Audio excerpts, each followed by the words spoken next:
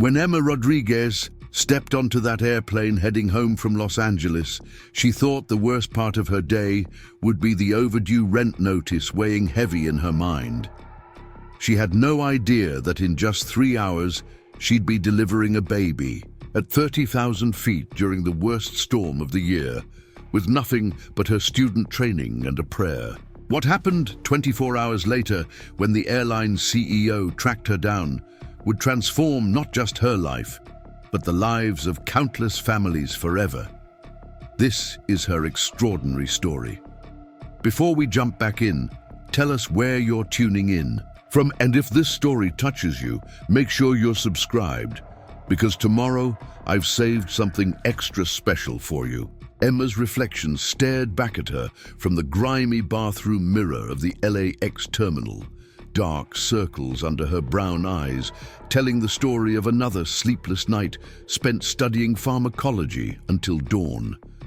At 22, she carried herself with the quiet determination of someone who had learned early that nothing in life came easy. Her long black hair was pulled back in a practical ponytail, secured with the same elastic band she'd been using for 3 months because buying new once felt like an unnecessary expense. She splashed cold water on her face and checked her phone one more time. 3 missed calls from her landlord, Mr. Patterson, and a text message that made her stomach clench with familiar anxiety. "Emma, rent was due yesterday. Need to talk." She shoved the phone back into her worn denim jacket pocket and tried to push away the wave of stress that threatened to overwhelm her. The bathroom door creaked as she pushed it open, stepping back into the bustling chaos of Los Angeles International Airport. Travelers rushed past her with expensive luggage and carefree expressions, a stark contrast to the weight she carried on her shoulders. Emma's entire world fit into the faded backpack slung over her shoulder, medical textbooks with highlighted pages and dog-eared corners, notes from her clinical rotations written in her careful handwriting, and the silver stethoscope that had belonged to her grandmother. Abuela Rosa had been a nurse during World War II, working in field hospitals and bringing comfort to soldiers far from home.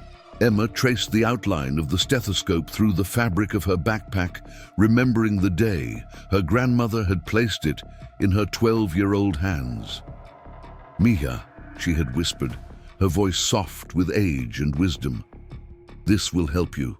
Hear not just heartbeats, but the stories of healing that your hands will write." Now, 10 years later, Emma was in her final semester of nursing school at Suffolk University in Boston, and that stethoscope had been with her through every clinical rotation, every late-night study session, and every moment of doubt when the weight of her dreams felt too heavy to carry. She had just completed 8 weeks of pediatric oncology rotation at Children's Hospital Los Angeles, an experience that had been both heartbreaking and inspiring. Working with children battling cancer had reminded her why she had chosen this path in the first place. Her younger brother, Miguel, had been diagnosed with leukemia when he was 7 years old, and Emma was 14. She had spent countless hours in hospital waiting rooms, watching the nurses who cared for Miguel with such tenderness and skill that they seemed like angels in scrubs. They had saved her brother's life, and in doing so, they had given Emma her purpose.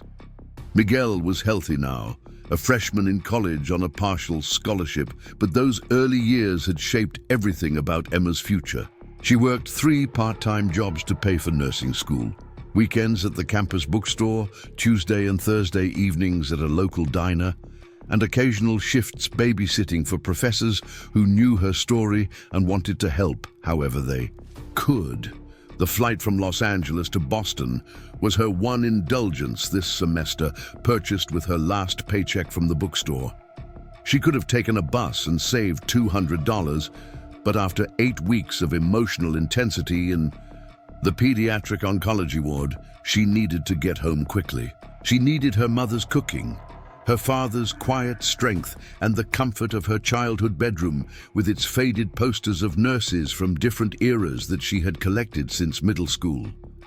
Emma made her way through the terminal, past designer coffee shops, and expensive restaurants that might as well have been museums for all the relevance they had to her life. Her stomach growled, reminding her that she had skipped lunch to save money, but she pushed the feeling aside. The granola bar in her backpack would have to be enough until she got home to Boston, where her mother would undoubtedly have a feast waiting, despite Emma's protests that she didn't need to go to any trouble. The gate area for her flight was crowded with the usual mix of business travelers, families, and college students. Emma found an empty chair near the windows and pulled out her pharmacology textbook, trying to review drug interactions one more time before her final exam next week. The material swam before her tired eyes, but she forced herself to focus. This exam was worth 30% of her grade, and she couldn't afford anything less than perfection. A young couple sat down across from her, the woman's hand resting protectively on her rounded belly. Emma guessed she was about 7 or 8 months pregnant, glowing with that radiant happiness that seemed to surround expectant mothers. The husband was attentively adjusting pillows behind his wife's back and asking if she needed anything, his love and concern evident in every gesture. Emma smiled softly, thinking of her dream to specialize in pediatric nursing. She wanted to be there for families during those crucial early moments, helping to usher new life into the world and supporting parents through the beautiful chaos of those first days. Her obstetrics rotation had been one of her favorites, despite the long hours and emotional intensity. There was something magical about being present when a baby took their first breath, when parents looked into their child's eyes for the first time. The gate agent's voice crackled over the intercom, announcing that their flight would be delayed 30 minutes due to weather conditions along their route. Emma glanced out the window at the clear Los Angeles sky, finding it hard to believe that somewhere between here and Boston, a storm was brewing. She used the extra time to review her notes from the pediatric cardiac unit, where she had learned to read the subtle signs that could mean the difference between life and death in tiny patients. When boarding finally began, Emma waited until her group was called, watching as first-class passengers and families with small children made their way down the jet bridge. She had never flown first class, could barely afford the economy seat she was about to occupy, but she didn't feel bitter about it. Every sacrifice she made now was an investment in the future she was building, a future where she could help families in their most vulnerable moments. The airplane was larger than she had expected, a wide-body aircraft with 3 sections of seats. Emma found her assigned seat in row 23, a middle seat between a businessman who was already absorbed in his laptop and an elderly woman who smiled kindly as Emma settled in. She stowed her backpack under the seat in front of her, keeping a pharmacology textbook within easy reach. As the plane filled with passengers, Emma noticed the pregnant couple from the gate area being seated in first class. The flight attendants were paying special attention to them, offering extra pillows and checking to make sure they were comfortable. Emma was glad to see they were being well cared for, though a small part of her wondered if the woman should be flying so late in her pregnancy. The pilot's voice came over the intercom with the usual safety announcements, but his tone carried a note of caution that made Emma pay closer attention. "Ladies and gentlemen, we're expecting some turbulence tonight due to a storm system that's developed over the Midwest. We'll do our best to find smooth air, but please keep your seatbelts fastened when seated, and our flight attendants will be suspending beverage service if conditions become too rough." Emma fastened her seatbelt and opened her textbook, determined to make good use of the 5-hour flight. The material covered emergency medications and their contraindications during pregnancy, information that felt particularly relevant as she glanced toward the first-class cabin where the expectant mother was settled. She had no way of knowing that in just a few hours, every piece of knowledge she had gained during her clinical rotations would be put to the ultimate test. The engines roared to life, and Emma felt the familiar sensation of the airplane accelerating down the runway. As Los Angeles disappeared beneath them and they climbed into the darkening sky, she had no idea that her life was about to change forever. She didn't know that by morning, her name would be known throughout the airline industry, or that the simple act of raising her hand when someone needed help would open doors she had never dared to imagine. For now, she was just Emma Rodriguez, a nursing student trying to get home to Boston, carrying her grandmother's stethoscope and a heart full of dreams about healing the world one patient at a time. The storm clouds gathering ahead were invisible in the darkness, and the crisis that would define her future was still hours away. She turned the page of her textbook and continued studying, unaware that she was flying toward the moment that would transform her from a student into a hero. Preparing and narrating this story took us a lot of time, so if you are enjoying it, subscribe to our channel. It means a lot to us. Now back to the story. When Emma Rodriguez stepped onto that airplane heading home from Los Angeles, she thought the worst part of her day would be the overdue rent notice weighing heavy in her mind. She had no idea that in just 3 hours, she'd be delivering a baby at 30,000 feet during the worst storm of the year, with nothing but her student training and a prayer. What happened 24 hours later when the airline's CEO tracked her down would transform not just her life, but the lives of countless families forever. This is her extraordinary story. Before we jump back in, tell us where you're tuning in from, and if this story touches you, make sure you're subscribed, because tomorrow I've saved something extra special for you. Emma's reflection stared back at her from the grimy bathroom mirror of the LAX terminal, dark circles under her brown eyes, telling the story of another sleepless night spent studying pharmacology until dawn.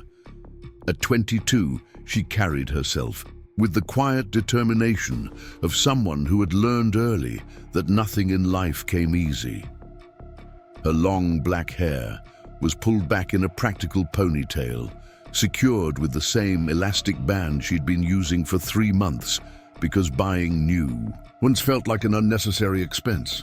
She splashed cold water on her face and checked her phone one more time. 3 missed calls from her landlord, Mr. Patterson, and a text message that made her stomach clench with familiar anxiety.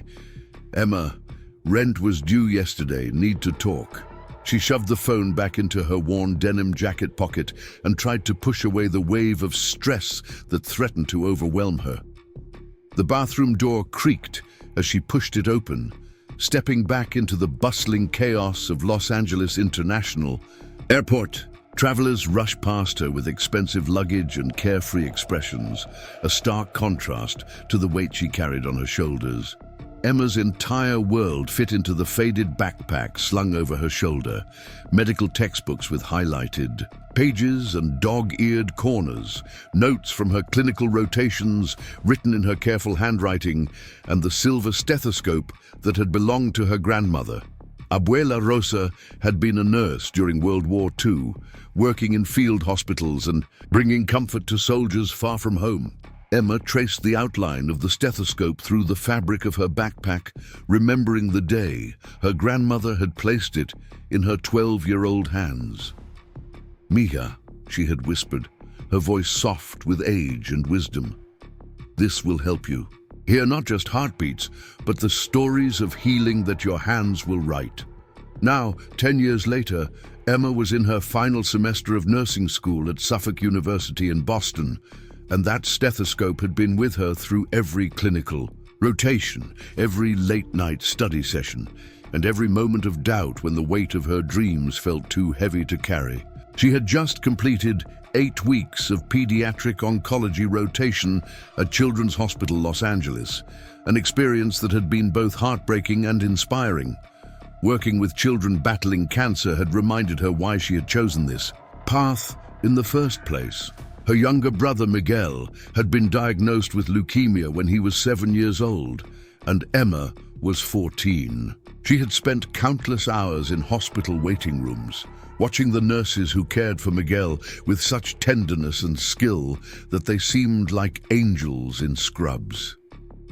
They had saved her brother's life, and in doing so, they had given Emma her purpose. Miguel was healthy now, a freshman in college on a partial scholarship, but those early years had shaped everything about Emma's future. She worked 3 part-time jobs to pay for nursing school.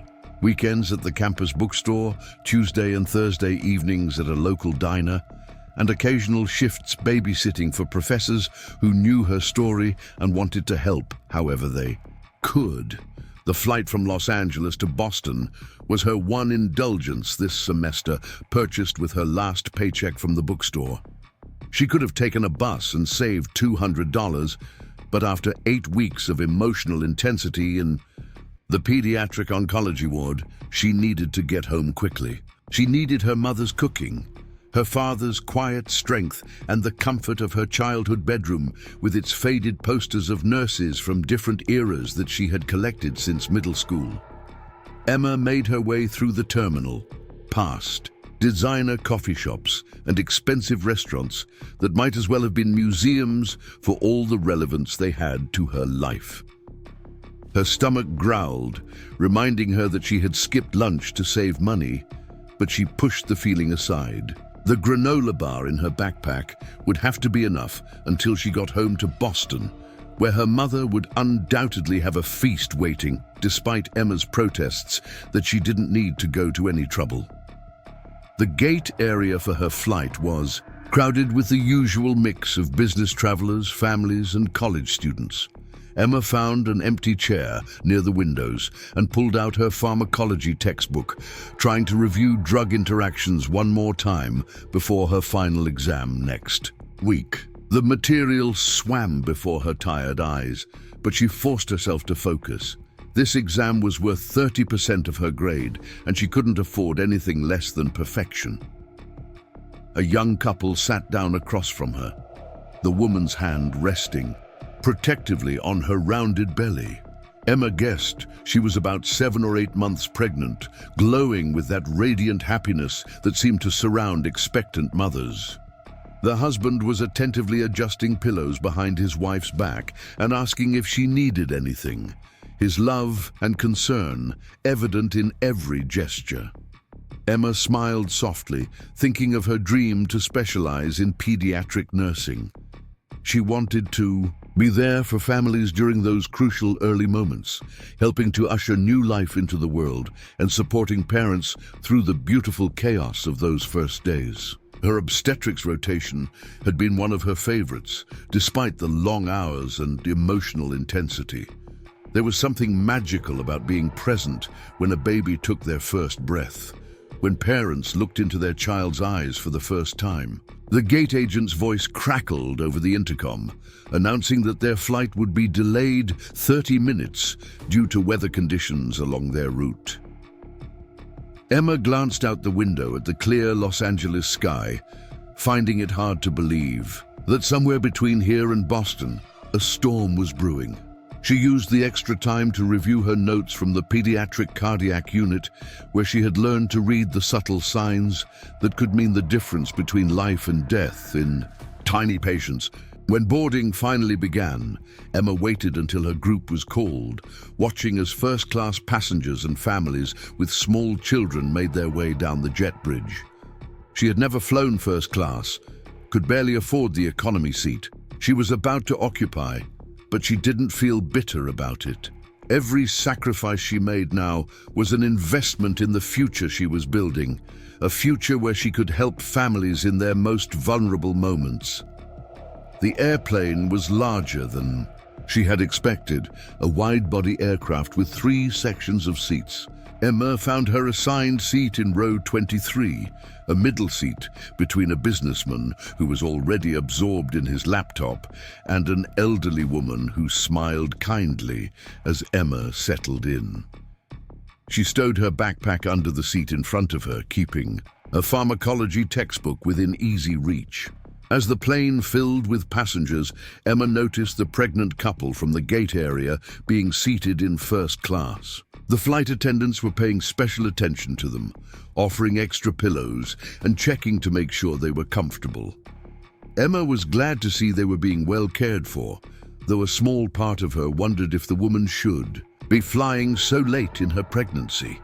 The pilot's voice came over the intercom with the usual safety announcements, but his tone carried a note of caution that made Emma pay closer attention. Ladies and gentlemen, we're expecting some turbulence tonight due to a storm system that's developed over the Midwest. We'll do our best to find smooth air, but please keep your seatbelts fastened when seated, and our flight attendants will be suspending beverage service if conditions become too rough.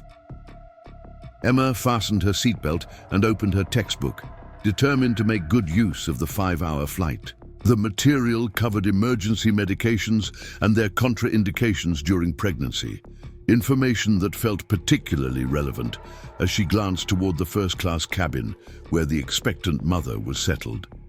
She had no way of knowing that in just a few hours, every piece of knowledge she had gained during her clinical rotations would be put to the ultimate test. The engines roared to life, and Emma felt the familiar sensation of the airplane accelerating down the runway as Los Angeles disappeared beneath them and they climbed into the darkening sky. She had no idea that her life was about to change forever. She didn't know that by morning, her name would be known throughout the airline industry, or that the simple act of raising her hand when someone needed help would open doors she had never dared to imagine. For now, she was just Emma Rodriguez, a nursing student trying to get home to Boston, carrying her grandmother's stethoscope and a heart full of dreams about healing the world one patient at a time. The storm clouds gathering ahead were invisible in the darkness, and the crisis that would define her future was still hours away. She turned the page of her textbook and continued studying, unaware that she was flying toward the moment that would transform her from a student into a hero. Jessica's face tensed again, and she gripped Mike's hand so tightly her knuckles turned white. "There's another one," she gasped, leaning forward as the contraction peaked. The plane lurched again, throwing Emma against the seat beside her, but she maintained her focus on Jessica. The contraction lasted about 45 seconds, which was well within the normal range for active labor. When it subsided, Emma checked her watch again. If the next contraction came in less than 5 minutes, they could be dealing with active labor at 30,000 feet. "Jessica, have you had any bleeding or discharge today?" Emma asked, running through the assessment questions she'd memorized. During her obstetrics rotation, "My water broke about 20 minutes ago," Jessica admitted, her voice barely above a whisper. "I thought maybe I had just lost bladder control from the turbulence, but now I'm sure it was my water." Emma's heart rate spiked. If Jessica's water had broken and she was having regular contractions, this baby was coming, whether they were on the ground or in the air. She looked around the first-class cabin, mentally cataloging what resources might be available for an emergency delivery. Margaret had been listening to the conversation with growing concern. "What do you need?" she asked Emma. "We have a medical kit, and I can get whatever supplies we have available." "I need to examine her to see how dilated she is," Emma said, then looked directly at Jessica. "Is it okay if I check to see how far along your labor has progressed? I know this isn't ideal, but I need to know how much time we have." Jessica nodded, tears starting to stream down her face.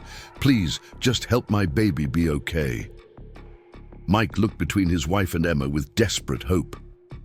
"Are you sure you know what you're doing? I mean, no offense, but you said you're still a student." Emma understood his concern completely. A few hours ago, she had been just another nursing student reviewing for finals, but her clinical rotations had included over 200 hours in labor and delivery, and she had assisted with dozens of births under supervision.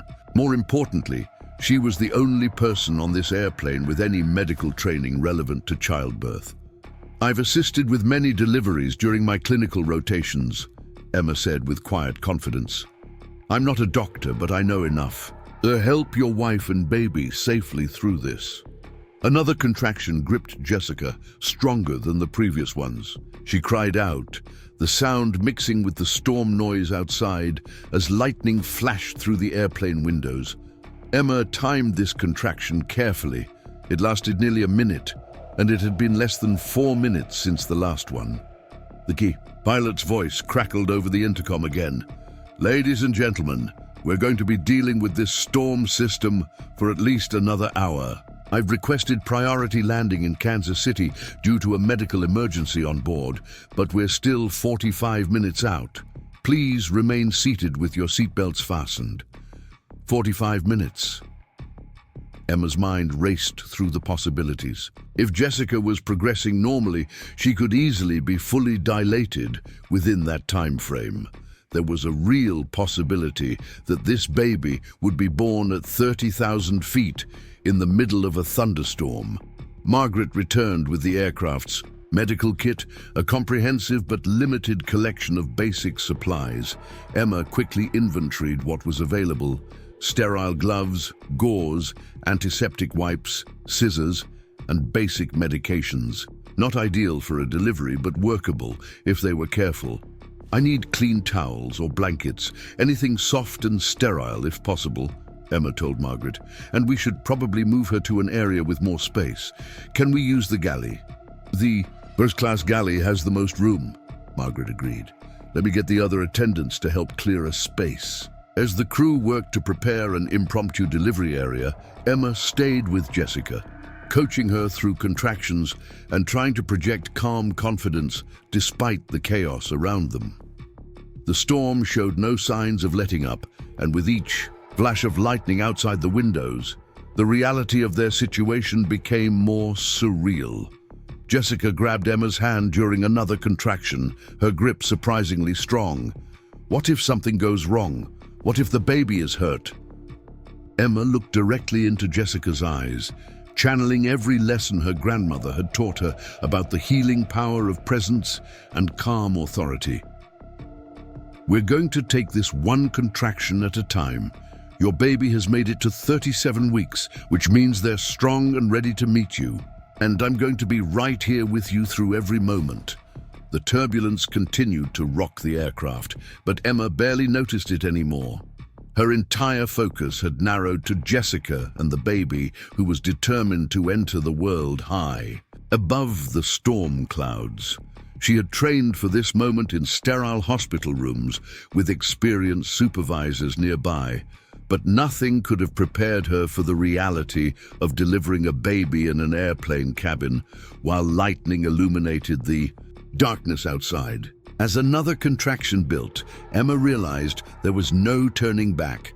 Ready or not, she was about to put 4 years of nursing education and every instinct she possessed to the ultimate test. In less than an hour, she would either help bring a healthy baby into the world or face a medical emergency with limited resources and no backup. The plane shuddered through another patch of severe turbulence, and Jessica cried out again. But this time, Emma heard something different in her voice. The unmistakable sound of a woman whose body was preparing to push. Time was running out faster than anyone had anticipated. Emma helped Jessica move to the first-class galley, where the flight attendants had created a makeshift delivery area using blankets and pillows. The space was cramped but workable, and more importantly, it offered some privacy from the increasingly anxious passengers who were beginning to realize something serious was happening in the front of the plane. "Jessica, I need to check how dilated you are," Emma said, pulling on the sterile gloves from the medical kit.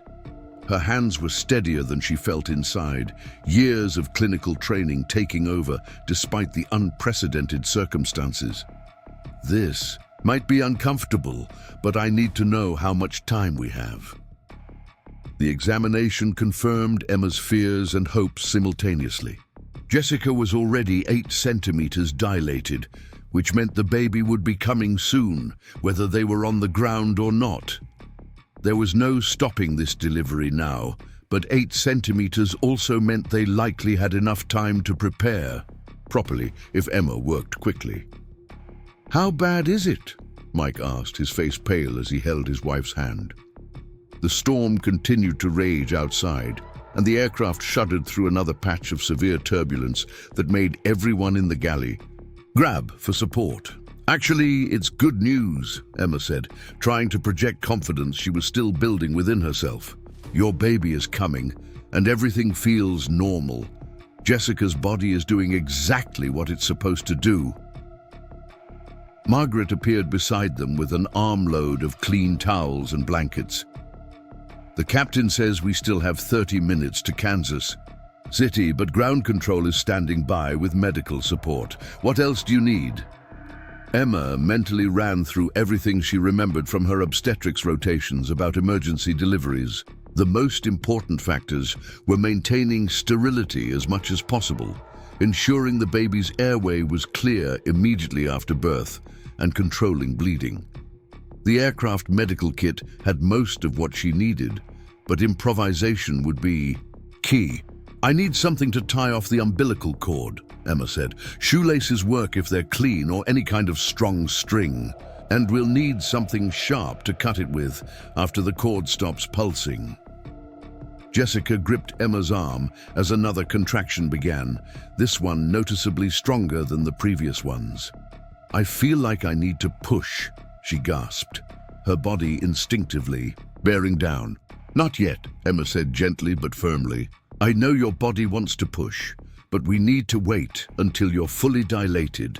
Breathe through this one with me. In slowly, out slowly." The breathing techniques Emma had learned in nursing school became a lifeline in the cramped airplane. "Ugali," she coached Jessica through the contraction, using her voice as an anchor while the storm raged outside and the aircraft continued its turbulent flight through the darkness. Mike watched his wife with a mixture of awe and terror. "Is she going to be okay? Is the baby okay?" "Everything sounds and looks normal," Emma assured him, though she was acutely aware of all the complications that could arise during delivery. Without an electronic fetal monitor, she couldn't assess the baby's heart rate, but Jessica's vital signs were stable and her contractions were following a normal pattern. As the contractions subsided, Emma took a moment to really look at the couple she was helping. Jessica appeared to be in her early 30s, with shoulder-length blonde hair that was now damp with perspiration. She wore expensive-looking maternity clothes and jewelry that suggested financial comfort, but in this moment, she was simply a woman bringing new life into the world under extraordinary circumstances. Mike seemed to be about the same age, dressed in business casual attire that was now wrinkled from stress and travel. His wedding ring caught the cabin light as he stroked his wife's hair, and Emma could see the deep love and concern in his eyes. This was clearly a planned and wanted pregnancy, which made Emma even more determined to ensure everything went smoothly. "Tell me about your pregnancy," Emma said, partly to gather medical information and partly to help keep Jessica calm between contractions. "Any complications or concerns your doctor mentioned?" "Everything has been perfect," Jessica replied, managing a weak smile. "We tried for 3 years to get pregnant, and this little one has been absolutely perfect the whole time. My doctor said I could fly until 38 weeks, so we thought we'd be fine taking this trip to Los Angeles." The irony wasn't lost on Emma that this couple had likely spent years planning and preparing for their baby's birth, only to have it happen in the most unexpected circumstances possible. She made a mental note that this was Jessica's first pregnancy, which typically meant longer labor, but also potentially more complications if anything went wrong. Another contraction built, and this time Emma could see that Jessica's body was transitioning into the final stage of labor. The contractions were coming every 2 to 3 minutes now, lasting longer and clearly more intense. Jessica's breathing became more labored, and she began making the low, guttural sounds that Emma recognized as the body's natural response to the overwhelming sensation of bringing new life into the world. "I can't do this," Jessica whispered during a brief break between contractions. "This isn't how it was supposed to happen. We had a birth plan and a beautiful nursery, and my doctor was going to be there." Emma understood the fear behind Jessica's words. Every expectant mother imagined giving birth in a controlled hospital environment with skilled medical professionals and modern equipment nearby. No one planned to deliver their first baby in an airplane galley during a thunderstorm. "Jessica, look at me," Emma said, taking both of the woman's hands in hers. "Your baby doesn't care about birth plans or nurseries right now. All your baby cares about is being born safely, and that's exactly what we're going to make sure happens. You're stronger than you know, and your body knows exactly what to do." The aircraft hit another severe patch of turbulence, causing the overhead bins to rattle ominously and the lights to flicker. Several passengers in the main cabin could be heard gasping and praying, but Emma barely registered the chaos around them. Her entire focus had narrowed to the woman in front of her and the baby who was determined to enter the world, regardless of the circumstances. Margaret reappeared with clean shoelaces and a pair of medical scissors from the emergency kit. "Will these work?" she asked, holding up the improvised umbilical cord ties. "Perfect," Emma nodded, then turned back to Jessica as another contraction began. This one was different from the others, and Emma could see the change immediately. Jessica's face contorted with a new kind of intensity, and her body began bearing down involuntarily. "I have to push," Jessica gasped. "I can't stop it." Emma quickly examined her again and felt a rush of adrenaline mixed with relief. "You're fully dilated. It's time. On the next contraction, I want you to take a deep breath and push as hard as you can." The moment had arrived. After years of studying obstetrics in textbooks and assisting with deliveries under supervision, Emma was about to deliver a baby entirely on her own, 30,000 feet above the ground, in the middle of a storm. Every lesson from her clinical rotations, every piece of advice from her instructors, and every instinct her grandmother had nurtured in her would be put to the ultimate test. Mike positioned himself behind his wife, supporting her back as she prepared to push. Margaret stood ready with towels and supplies, while the other flight attendants worked to keep curious passengers at bay and maintain some semblance of privacy in the makeshift delivery room. The next contraction built like a wave, and Emma could see Jessica's entire body focusing on the monumental task ahead. "Here we go, Jessica. Big breath, chin to chest, and push with everything you have." Jessica bore down with incredible strength, her face turning red with effort as she pushed for a full 10 seconds. Emma watched in amazement as she caught her first glimpse of the baby's head beginning to crown. The miracle of birth was unfolding before her eyes in the most unlikely of places. "I can see the head," Emma announced, her voice filled with excitement and wonder. "You're doing beautifully, Jessica. Rest for a moment, then we'll push again." The storm outside seemed to intensify, as if nature itself was acknowledging the drama unfolding inside the aircraft. Lightning flashed continuously outside the windows, and thunder could be heard even over the airplane's engines.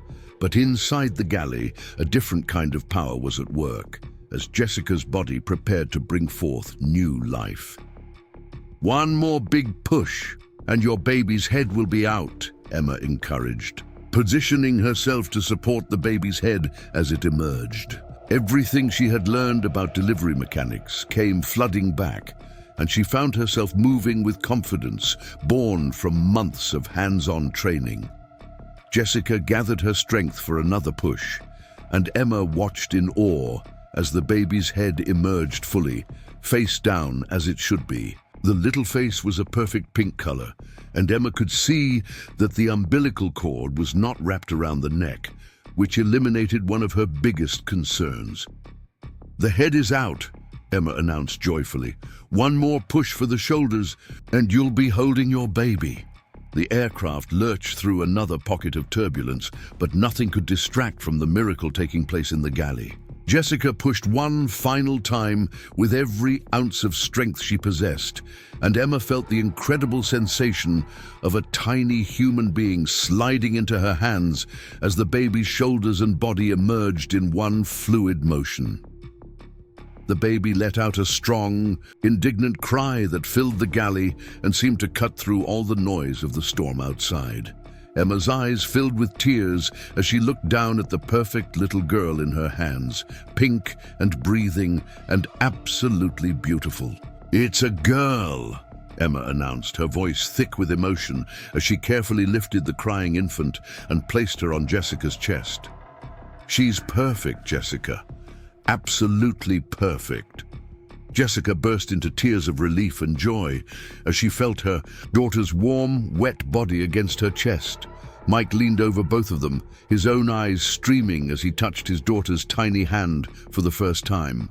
The baby's cries gradually subsided as she settled against her mother's skin, and for a moment the storm outside seemed far away. Emma worked quickly to clear the baby's airways and assess her breathing, but everything appeared normal. The little girl was pink and alert, with a strong cry and good muscle tone. Her APGAR score would easily be 8 or 9 out of 10, which was excellent for any delivery, much less one performed in an airplane. "What should we name her?" Jessica whispered, looking down at her daughter with wonder. "We talked about Emma if it was a girl," Mike said, looking directly at the young woman who had just delivered their child. "Emma Rose Turner. What do you think?" Emma felt her heart skip a beat. "You don't have to." "Yes, we do," Jessica said firmly. "You gave us our daughter. The least we can do is give her your name." As the aircraft continued its turbulent flight toward Kansas City, Emma worked to deliver the placenta and ensure that both mother and baby were stable. The storm still raged outside, but inside the galley, a new life had begun under the most extraordinary circumstances imaginable.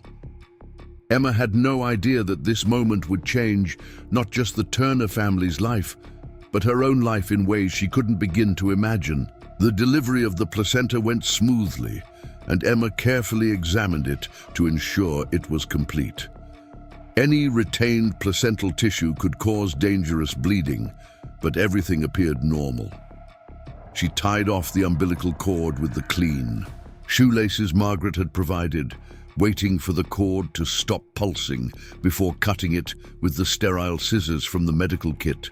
Baby Emma Rose Turner had settled into that peaceful state that newborns often display immediately after birth, her tiny fingers wrapped around her father's index finger as she lay skin to skin with her mother. The sight filled Emma with a profound sense of accomplishment and wonder that she had never experienced before, not even during her clinical rotations, where she had assisted with dozens of deliveries under supervision. "How much does she weigh, do you think?" Jessica asked, studying every detail of her daughter's face with the intense fascination that new mothers display. Emma assessed the baby visually, drawing on her training in newborn care. "She looks to be about 6.5 pounds, maybe 7. A perfect size for 37 weeks. She's going to be just fine." The aircraft's public address system crackled to life as the pilot's voice filled the cabin. "Ladies and gentlemen, I'm pleased to announce that we have successfully assisted with the delivery of a healthy baby girl here in our first-class cabin. Both mother and baby are doing well, and will be landing in Kansas City in about 15 minutes, where medical personnel will be standing by." A cheer went up from the passengers throughout the aircraft, and Emma could hear people clapping and calling out congratulations. The businessman from her row appeared at the galley entrance, having defied the seatbelt regulations to check on the situation. "Is everything really okay?" he asked, his earlier gruffness replaced by genuine concern and curiosity. "Everything is perfect," Emma replied, unable to keep the smile off her face. We have a healthy baby girl and a very brave mother." Margaret had been coordinating with the cockpit crew and ground support throughout the delivery, and now she approached Emma with updates. "The paramedics in Kansas City are fully briefed on the situation.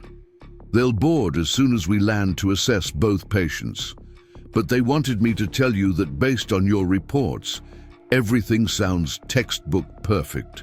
Emma felt a surge of pride at the professional validation, but also a growing awareness of the responsibility she had just handled. In nursing school, there had always been supervising physicians and experienced nurses nearby to provide guidance and backup. Tonight, she had been the only medically trained person available when a family needed help, and she had risen to the challenge.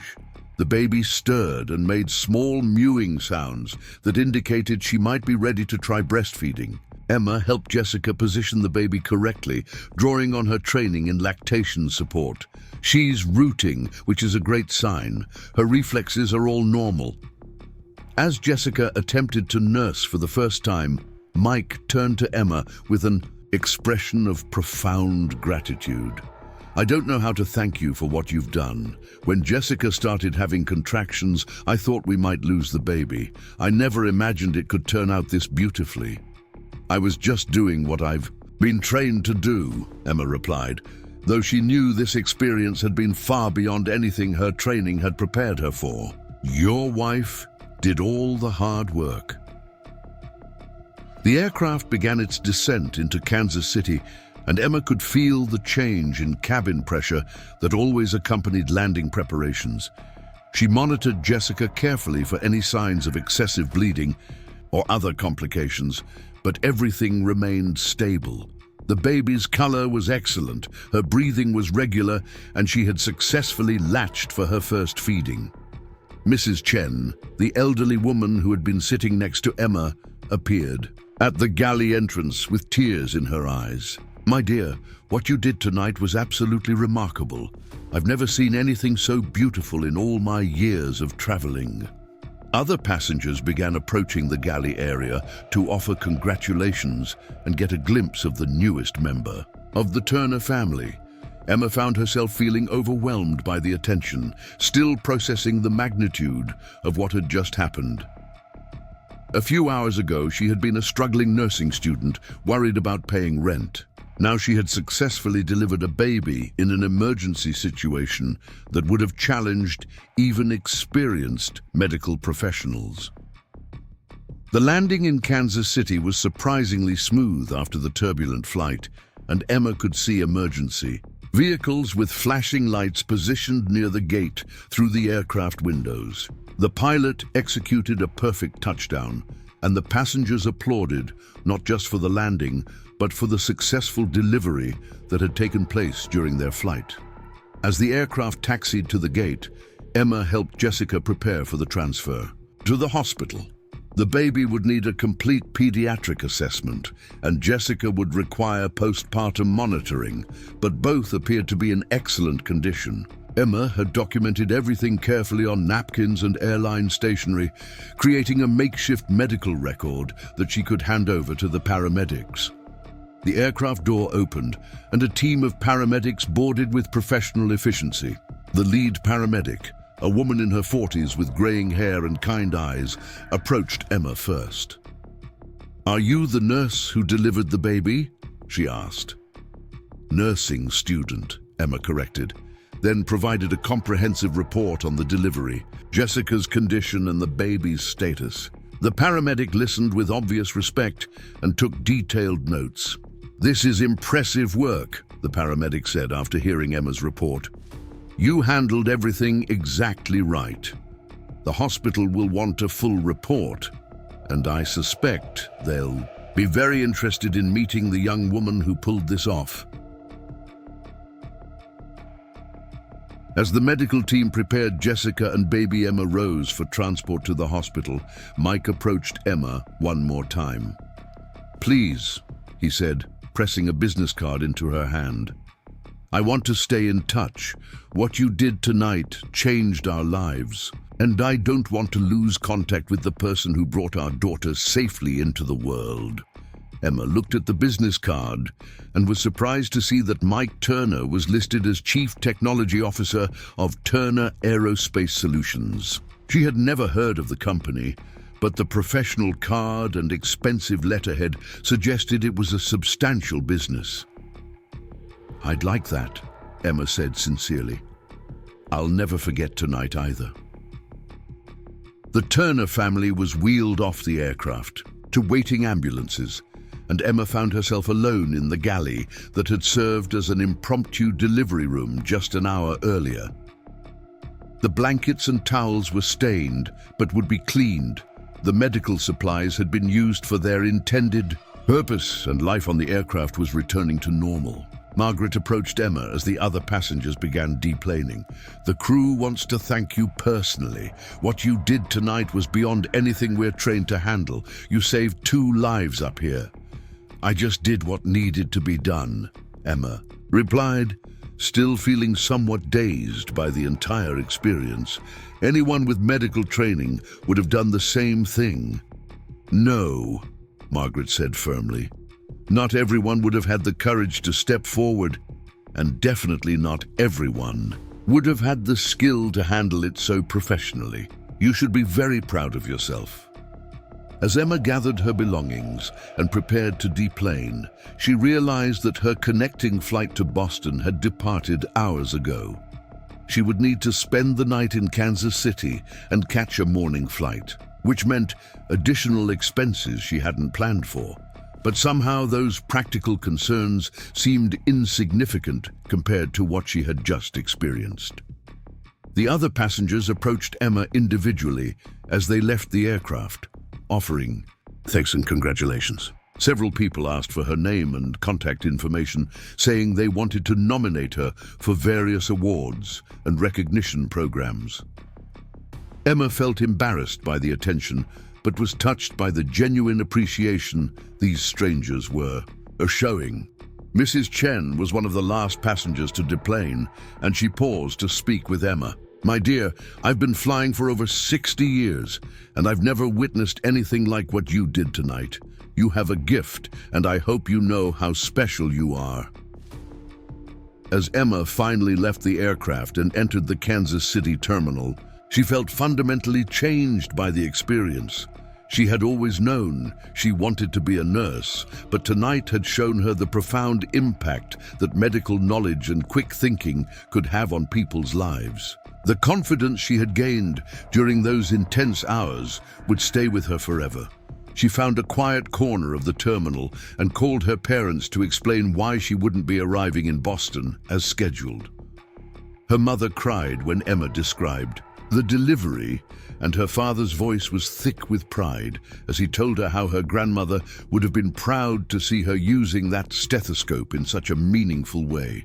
Emma looked at Mike Turner's business card again and wondered about the family whose lives had intersected with hers in such an unexpected way. She had no idea that within 24 hours, that business card would lead to a phone call that would transform her own life just as dramatically as she had transformed theirs. For now, she was simply Emma Rodriguez, a nursing student who had helped bring new life into the world during a storm, carrying with her the memory of tiny fingers grasping hers and the knowledge that sometimes the most important moments in life happen when we least expect them. The storm had passed, the baby was safe, and Emma's future was about to change in ways she couldn't possibly imagine.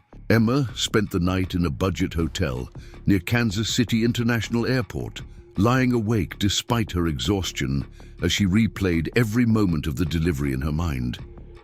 Her hands still carried the sense memory of tiny Emma Rose's warm, slippery body sliding into her palms, and she could still hear the baby's first strong cry echoing through the aircraft galley.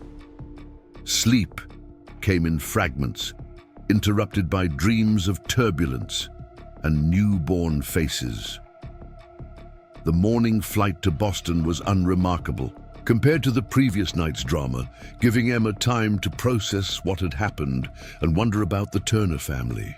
She hoped they were settling into their hospital room, bonding with their daughter and beginning to adjust to the unexpected circumstances of her birth.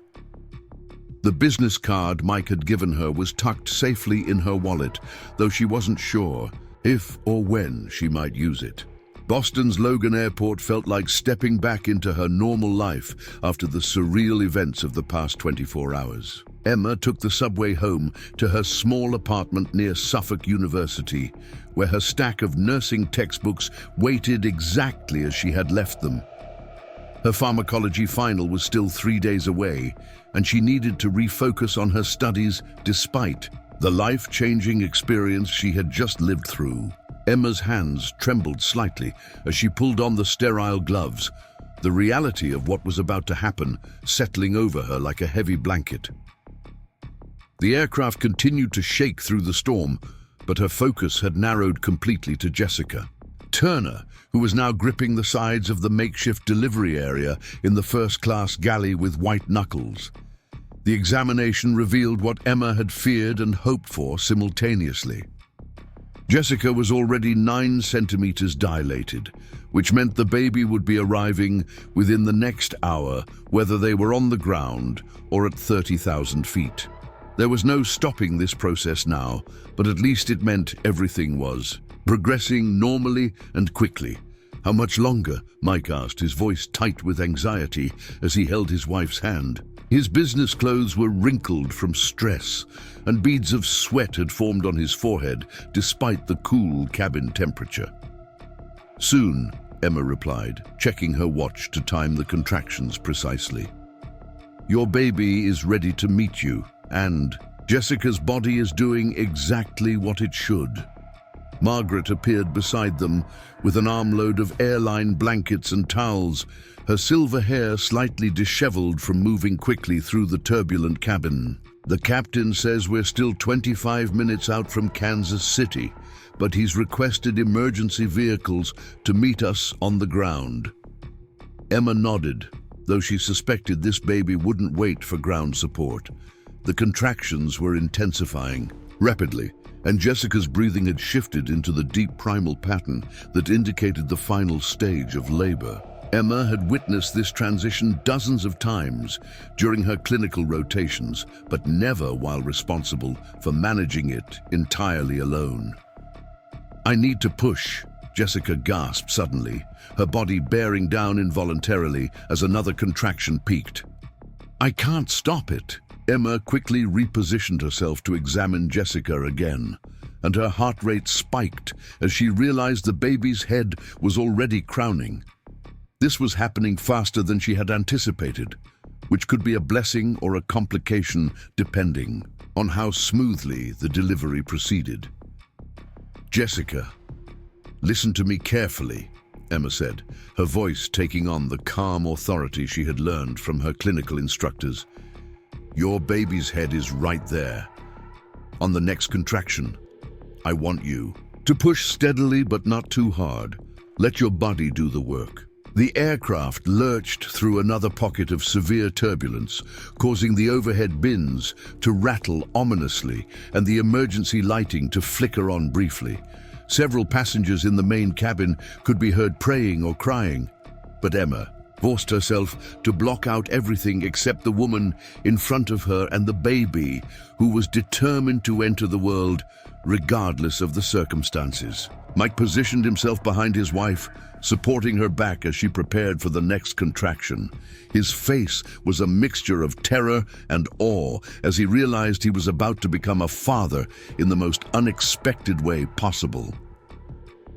"Is this really happening?" he whispered to Emma. "It's really happening," Emma confirmed, her hands steady as she prepared to guide the baby's head as it emerged. Everything she had learned about delivery mechanics flooded back to her, and she found herself moving with instinctive confidence born from months of hands-on training. The next contraction built like a tidal wave, and Jessica bore down with incredible strength. Emma watched in amazement as the baby's head began to emerge, the crown appearing first as a small patch of dark, wet hair. The miracle of birth was unfolding before her eyes in the most unlikely of places imaginable. "Perfect, Jessica, that's perfect," Emma encouraged, supporting the baby's head as it continued to emerge. "The head is coming beautifully. Rest for just a moment between contractions." The storm outside seemed to intensify in response to the drama unfolding inside the aircraft. Lightning flashed continuously through the small windows, illuminating the galley in stark white bursts that made the scene feel even more surreal.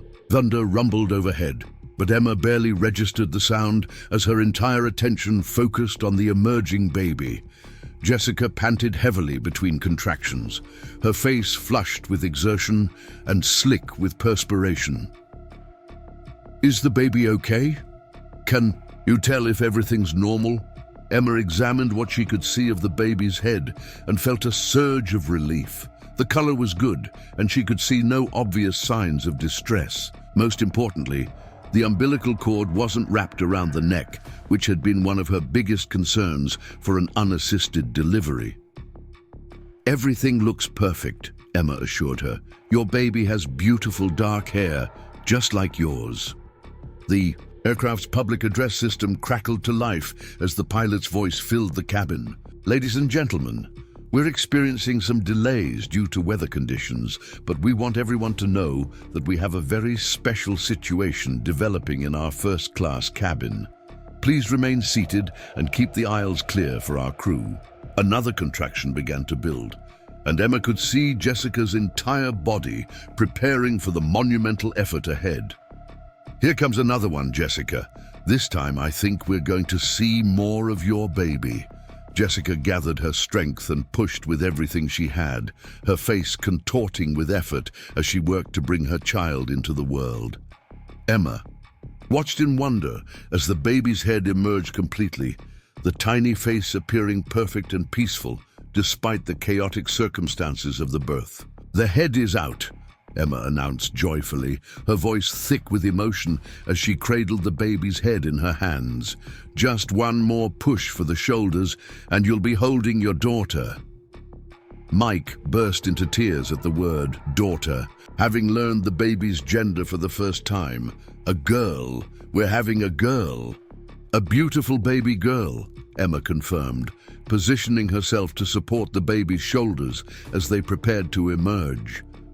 The most critical part of the delivery was happening right now, and Emma drew on every lesson from her obstetrics rotation about shoulder dystocia and proper positioning. The final contraction built with incredible intensity, and Jessica pushed with every ounce of strength she possessed. Emma felt the indescribable sensation of a tiny human being sliding into her hands as the baby's shoulders rotated and her entire body emerged in one smooth motion. The baby immediately let out a strong, indignant wail that filled the galley and seemed to cut through all the noise of the storm outside. Emma's eyes filled with tears as she looked down at the perfect little girl in her hands, pink and breathing and absolutely magnificent. "She's here!" Emma announced, her voice breaking with emotion as she carefully lifted the crying infant. "She's perfect, Jessica. Absolutely perfect." Emma quickly placed the baby on Jessica's chest, skin to skin, and watched as both parents dissolved into tears of relief and joy. The little girl's cries gradually subsided as she felt her mother's warmth, and for a magical moment, the storm outside seemed to quiet in acknowledgement of the new life that had just entered the world. "Look at her," Jessica whispered through her tears, studying every detail of her daughter's face with the intense fascination that new mothers display. "She's so beautiful." Mike reached out tentatively to touch his daughter's tiny hand, and Emma watched as the baby's fingers instinctively curled around his finger. The sight filled her with a profound sense of accomplishment that she had never experienced before, not even during her most successful clinical rotations.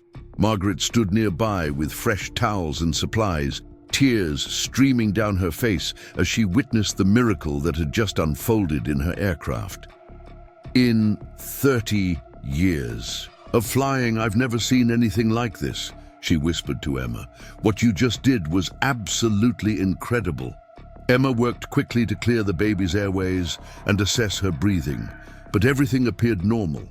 The little girl was pink and alert, with strong muscle tone and a vigorous cry when stimulated.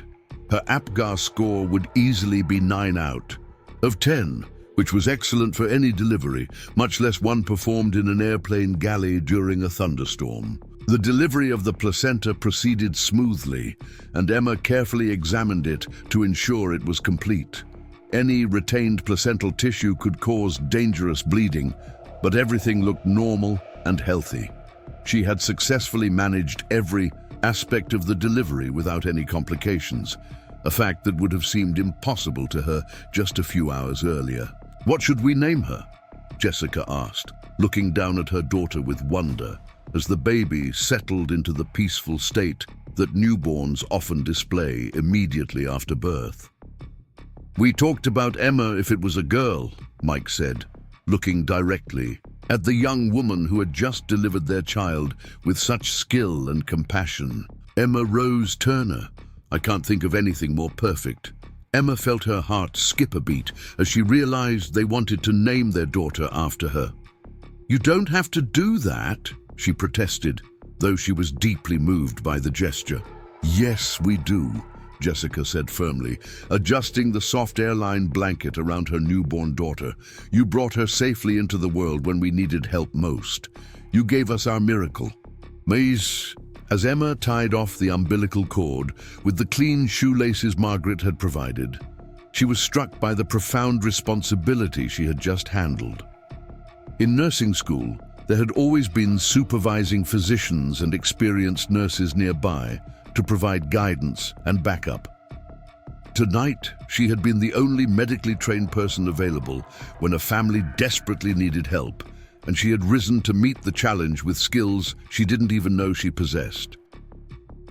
The aircraft began its descent toward Kansas City, and Emma could feel the change in cabin pressure that always accompanied landing preparations. She monitored Jessica carefully for any signs of excessive bleeding or other complications, but everything remained stable. Baby Emma Rose had already attempted to latch for her first feeding, which was an excellent sign of healthy newborn reflexes. Through the small galley window, Emma could see the lights of Kansas City appearing through the storm clouds. The turbulence was beginning to subside as they descended below the worst of the weather, and the relative calm felt almost strange after the intensity of the past few hours. Other passengers had begun approaching the galley area to offer congratulations and get a glimpse of the newest member of the Turner family. Emma found herself feeling overwhelmed by the attention, still processing the magnitude of what had just happened. A few hours ago, she had been just another nursing student worried about final exams and overdue rent. Now she had successfully delivered a baby in an emergency situation that would have challenged even experienced medical professionals. The pilot's voice came over the intercom one final time before landing. "Ladies and gentlemen, I'm pleased to report that we have successfully welcomed a healthy baby girl into the world here in our first-class cabin. Both mother and baby are doing beautifully, thanks to the incredible efforts of a nursing student who stepped forward when a family needed help. We'll be landing in Kansas City in just a few minutes, where medical personnel are standing by." The entire aircraft erupted in applause and cheers, and Emma could hear passengers calling out congratulations and blessings for the new family. The businessman who had been sitting next to her appeared at the galley entrance, his earlier gruffness completely replaced by wonder and respect. "Miss, what you did tonight was absolutely remarkable," he said, his voice thick with emotion. "I've never witnessed anything so beautiful in all my years of traveling." As the aircraft touched down smoothly at Kansas City International Airport, Emma helped Jessica prepare for the transfer to the hospital. The baby would need a complete pediatric assessment, and Jessica would require postpartum monitoring, but both appeared to be in excellent condition. Emma had documented everything carefully on airline napkins and stationery, creating a makeshift medical record that she could hand over to the paramedics. Emergency vehicles with flashing lights were positioned near the gate, and Emma could see medical personnel preparing to board the aircraft.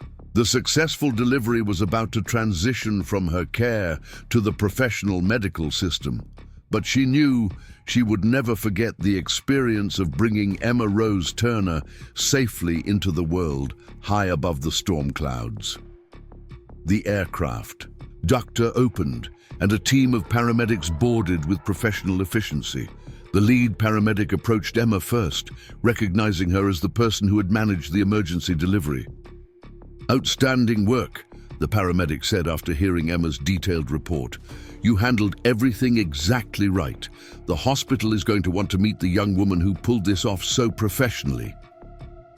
As the medical team prepared Jessica and baby Emma Rose for transport to the hospital, Emma realized that her life had been fundamentally changed by the events of this night.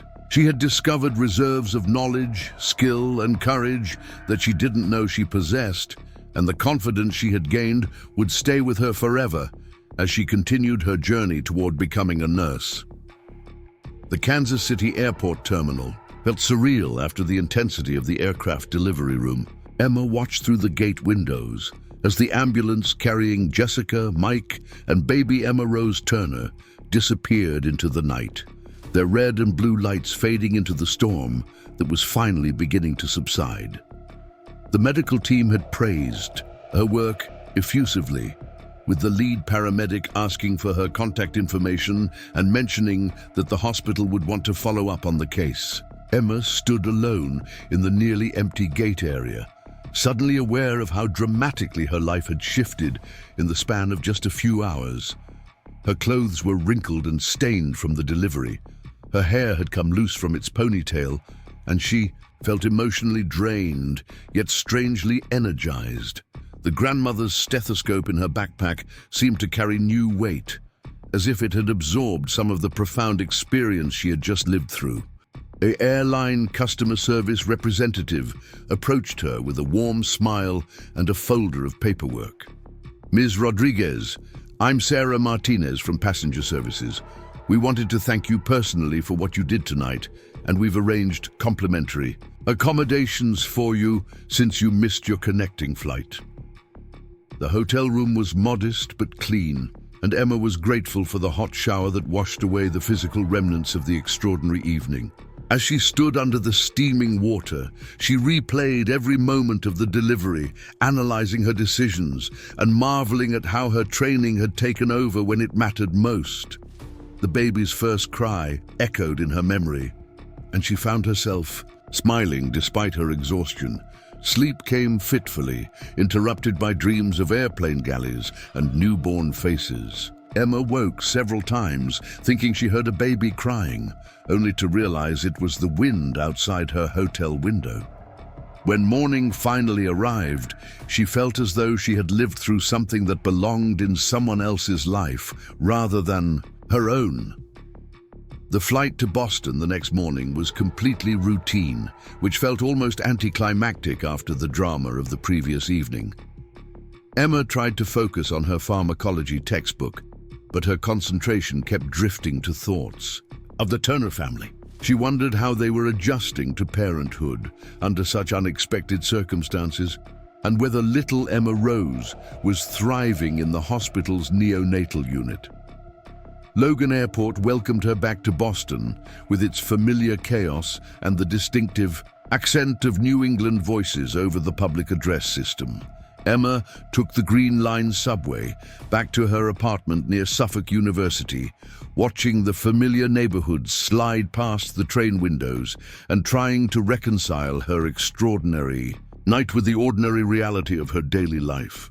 Her apartment building was a converted Victorian house that had seen better days, with creaky floors and radiators that clanged through the night.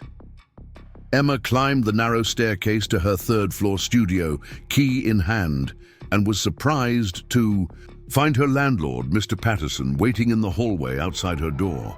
"Emma, there you are," he said, his usually stern expression softened by what looked like genuine concern. "I got your message about the family emergency. Everything okay?" Emma had left a voicemail explaining that she would be delayed returning from Los Angeles, though she hadn't gone into detail about the delivery. "Everything's fine, Mr. Patterson. I'm sorry about the rent being late. I can pay you this afternoon." "Actually, that's not why I'm here," he said, looking somewhat puzzled. "I got a call this morning from someone asking about you. A man named Mike Turner. He said he was trying to reach you urgently and asked if I could help him get in touch." Emma's heart skipped a beat. Mike Turner had somehow tracked down her landlord, which suggested he was more determined to reach her than she had expected. She remembered the business card he had pressed into her hand at the hospital, but she hadn't expected him to follow up so quickly. "Did he leave a number?" Emma asked, fumbling for her keys. "He did, and he asked me to tell you it was about last night on the airplane. Said you'd know what he meant." Mr. Patterson handed her a slip of paper with a phone number written in his careful handwriting. "Emma, I don't know what happened last night, but this man sounded like he really needed to talk to you." Inside her apartment, Emma stared at the phone number while her coffee brewed. The familiar surroundings of her tiny studio felt both comforting and strange after her adventure. Her nursing textbooks sat exactly where she had left them. Her financial aid paperwork was still scattered across her small desk, and the notice about her overdue rent remained crumpled in her jacket pocket. She dialed Mike Turner's number with trembling fingers, not sure what to expect from the conversation. He answered on the first ring, as if he had been waiting by the phone. "Emma, thank God you called. How are you? Are you okay?" Mike's voice was filled with warmth and urgency. "I'm fine," Emma replied, settling into her desk chair. "How are Jessica and the baby? Is everything all right?" "They're both perfect, absolutely perfect.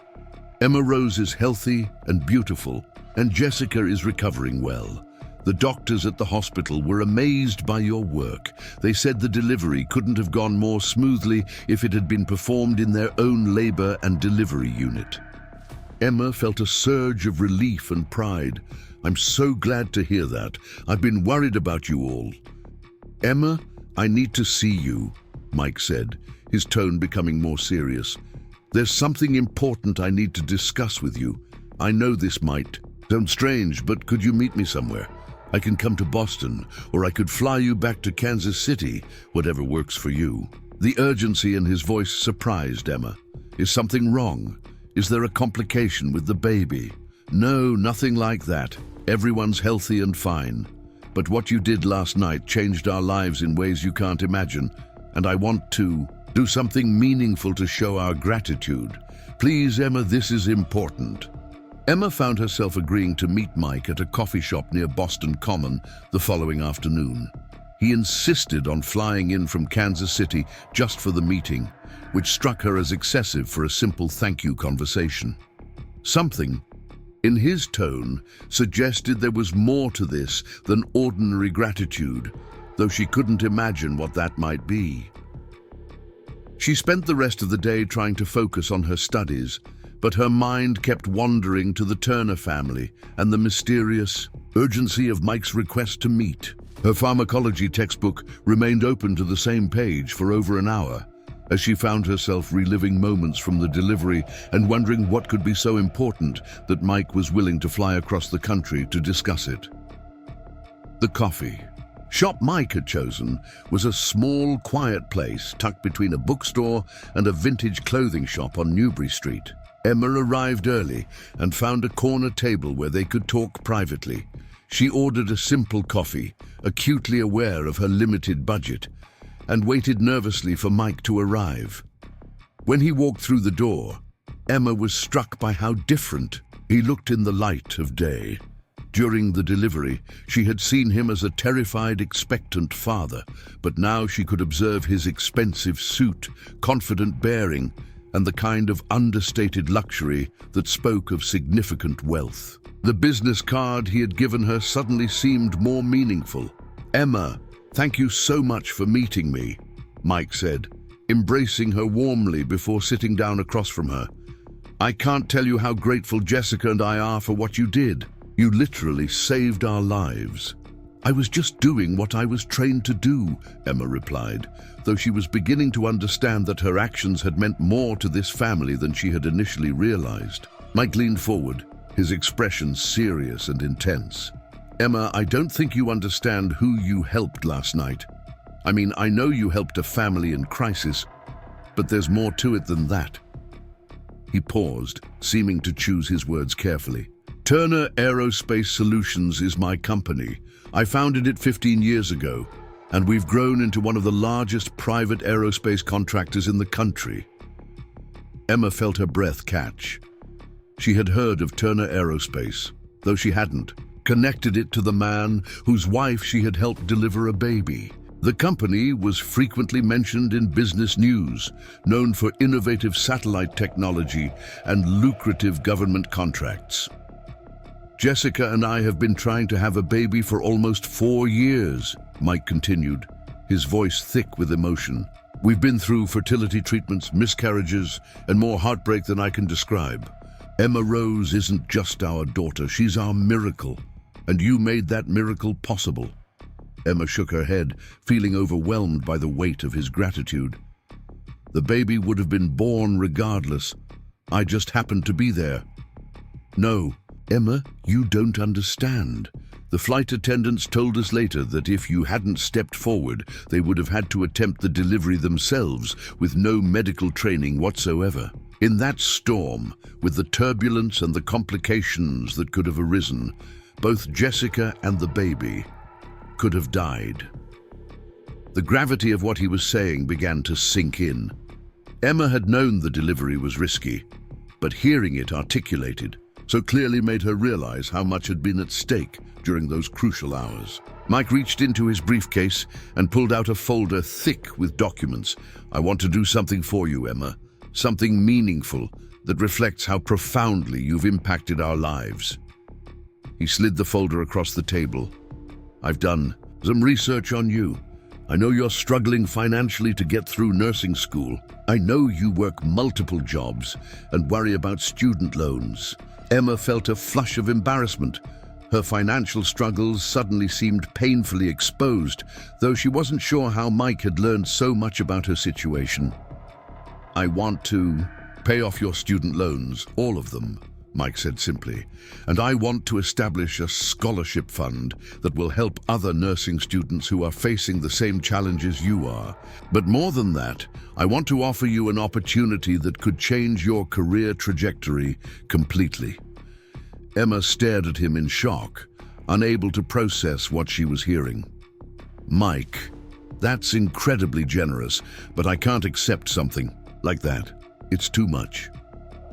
Turner Aerospace has been contracted by the Federal Aviation Administration to develop new emergency medical protocols for commercial aviation, Mike continued, ignoring her protests. "What happened to us last night highlighted gaps in the current system that could be addressed with better training and equipment. I want you to be part of that project."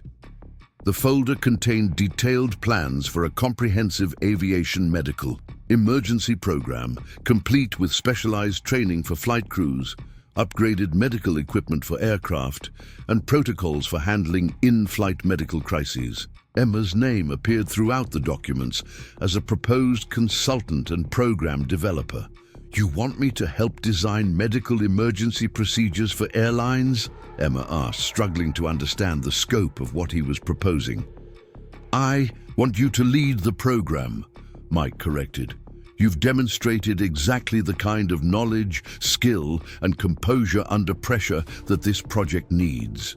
With your nursing background and your real-world experience in aviation medical emergencies, you'd be perfect for this role."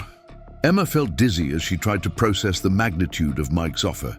Just 48 hours ago, she had been worried about paying her rent and passing her final exams. Now she was being offered a chance to influence aviation safety policy on a national level. "This is overwhelming," Emma admitted, looking through the documents with growing amazement. "I'm not even a registered nurse yet, I'm still a student." "Which is exactly why you're perfect for this," Mike said with conviction. "You have fresh eyes, current training, and most importantly, you've proven yourself under the most extreme circumstances possible. The nursing degree is just a formality at this point." Emma closed the folder and looked across the table at Mike, seeing not just a grateful father, but a successful businessman who had recognized an opportunity for meaningful change. The offer was beyond anything she had ever imagined, but it also felt almost too good to be true. "I need time to think about this," Emma said finally. "This is a life-changing decision, and I want to make sure I'm considering it carefully." Mike smiled and reached across the table to squeeze her hand. "Take all the time you need. But Emma, I want you to know that this isn't charity. This is an investment in someone who has already proven she can make a difference when it matters most." As they parted ways outside the coffee shop, Emma felt as though she was standing at a crossroads that would determine the entire direction of her future.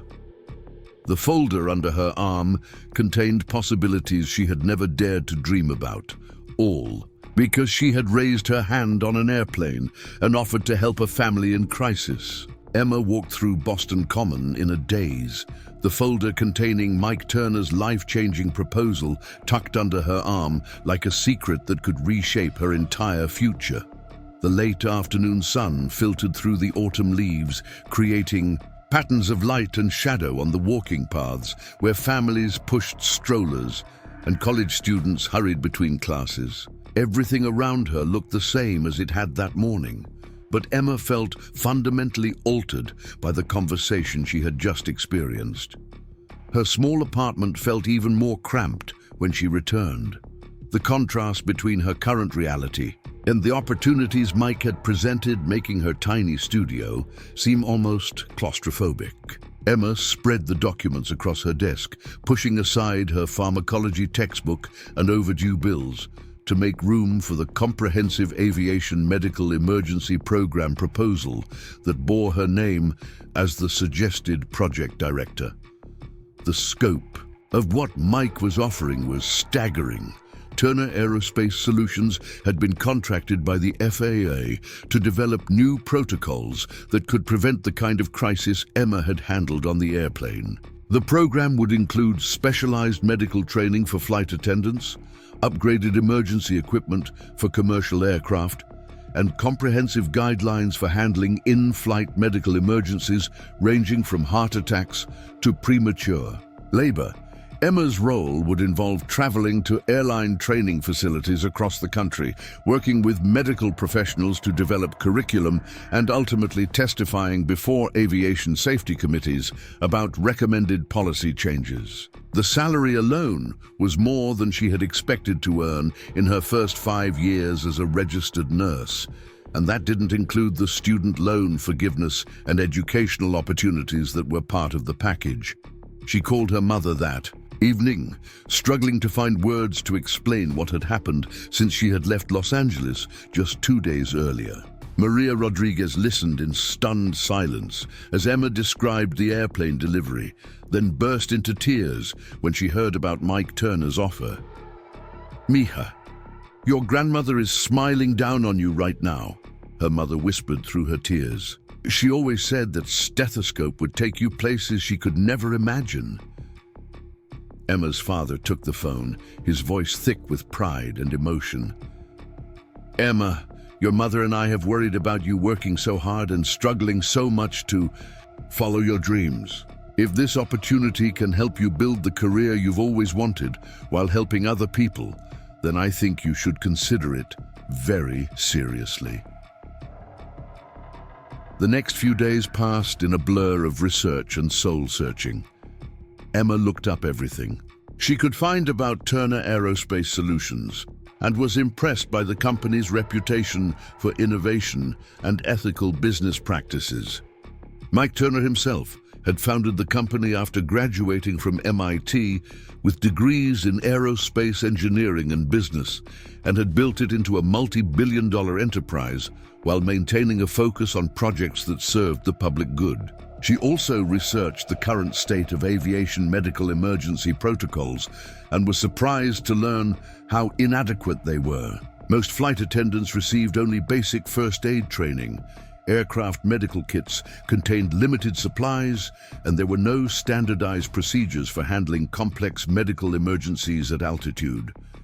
Emma's experience delivering baby, Emma Rose, had highlighted gaps in the system that affected millions of air travelers every year.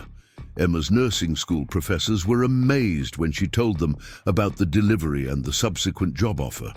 Dr. Patricia Williams, her obstetrics instructor, shook her head in wonder as Emma described the airplane birth. "Emma, what you accomplished represents the highest level of nursing practice," Dr. Williams said. "You assessed a complex situation, made critical decisions under pressure, and achieved an optimal outcome with limited resources. That's exactly the kind of leadership our profession needs." When Emma mentioned Turner Aerospace's offer, Dr. Williams became even more enthusiastic. This could be groundbreaking work. Aviation medicine is an underserved field, and having a nurse with your skills and experience leading policy development could save countless lives. The decision became clearer as Emma weighed her options. She could finish nursing school, graduate with significant debt, and begin her career in a traditional hospital setting. Or she could accept Mike's offer, complete her degree while working on a project with national implications, and help create systems that could prevent other families from experiencing the terror the Turners had faced during that storm. Emma called Mike Turner on a Thursday evening, exactly 1 week after delivering his daughter in the airplane galley. He answered immediately, as if he had been waiting for her call. "I've made my decision," Emma said without preamble. "I want to accept your offer." The joy in Mike's voice was unmistakable. "Emma, you've just made the best decision of your life. And more importantly, you're going to help make air travel safer for millions of people." The next 6 months moved at lightning speed. Emma completed her final semester of nursing school while simultaneously beginning work on the aviation medical emergency program. Turner Aerospace provided her with office space, research assistants, and access to medical experts from across the country who contributed their expertise to the project. Emma's first major presentation was to a consortium of airline executives at a conference in Chicago. Standing at the podium in a professional suit that Mike's company had provided, looking out at an audience of industry leaders, Emma felt the weight of how far she had traveled from her cramped student apartment to this moment of professional recognition. "Ladies and gentlemen, what I'm about to share with you could have prevented the crisis my family and I experienced 6 months ago." Emma began, using the Turner family's story as the foundation for her presentation. She described the gaps in current emergency protocols, outlined the comprehensive training program she had developed, and presented compelling statistics about the potential impact of improved aviation medical emergency procedures. The response was overwhelmingly positive. Airlines began volunteering to participate in pilot programs, and the FAA fast-tracked the regulatory review process. Emma found herself quoted in aviation industry publications and invited to speak at medical conferences about the intersection of nursing practice and transportation safety. The program's first major test came when a Continental Airlines flight attendant who had received Emma's specialized training successfully managed a passenger's heart attack at 37,000 feet. Using the enhanced medical kit and protocols Emma had developed, the flight attendant was able to stabilize the patient until the aircraft could make an emergency landing, potentially saving the man's life. Emma was in her Turner Aerospace office reviewing training materials for the next group of flight attendants when Mike appeared in her doorway with a huge smile and a bottle of champagne. "We just got word from the FAA," he announced. "Your aviation medical emergency protocols have been approved for mandatory implementation across all U.S. commercial airlines within 18 months." The magnitude of the achievement hit Emma like a wave. Every commercial flight in the country would soon be equipped with the medical supplies and procedures she had developed, and every flight attendant would be trained in the emergency response techniques she had created. The knowledge she had gained delivering Emma Rose Turner in a storm would now be available to help families facing medical crises anywhere in American airspace. 1 year after the airplane delivery, Emma received an invitation that made her heart skip a beat. Jessica and Mike Turner were hosting a first birthday party for Emma Rose, and they wanted her to be the guest of honor. Emma flew to Denver, where the Turner family had settled, and was met at the airport by Jessica carrying a healthy, happy toddler with dark curls and bright, curious eyes. "Emma!" Jessica exclaimed, embracing her warmly. "Look how big she's gotten." Little Emma Rose Turner reached out immediately toward her namesake, babbling happily as Emma took her in her arms. The baby was robust and beautiful, with no trace of the dramatic circumstances of her birth, except for the special bond she seemed to share with the woman who had helped bring her into the world. The birthday party was held in the Turner family's elegant home, surrounded by friends and family who had heard the story of Emma Rose's unusual birth many times. Emma found herself the center of attention as guests asked about her work with the Aviation Medical Emergency Program and praised her for the impact she was having on air travel safety. As the evening wound down, Mike and Jessica presented Emma with a gift that took her breath away. It was a beautifully framed photograph of the three of them in the hospital just hours after Emma Rose's birth, along with a plaque that read, "To Emma Rodriguez, who gave us our miracle and is now giving the gift of safety to families everywhere." Emma looked down at little Emma Rose, who was sleepily curling up in her arms, and felt the profound satisfaction that comes from knowing your life's work is making a meaningful difference. The scared nursing student who had raised her hand on an airplane during a storm had become a nationally recognized expert whose innovations were protecting travelers across the country. 2 years later, Emma stood before a joint session of Congress, testifying about proposed legislation that would extend her aviation medical emergency protocols to international flights. Wearing her grandmother's stethoscope as a pendant around her neck, she spoke with authority about the critical importance of medical preparedness in commercial aviation. "Representatives, what I learned delivering a baby at 30,000 feet during a thunderstorm is that medical emergencies don't wait for convenient circumstances," Emma told the assembled lawmakers. "Every flight carries the potential for someone's worst day to become their best day if we're prepared to help them through it." The legislation passed unanimously, and Emma's protocols became the international standard for aviation medical emergency response. Airlines around the world implemented her training programs, and medical supply companies manufactured equipment to her specifications. Emma Rose Turner grew into a bright, energetic child who delighted in hearing the story of her dramatic birth. On her 3rd birthday, she presented Emma with a drawing she had made of an airplane with a baby inside, labeled in crooked letters, "Emma and me flying."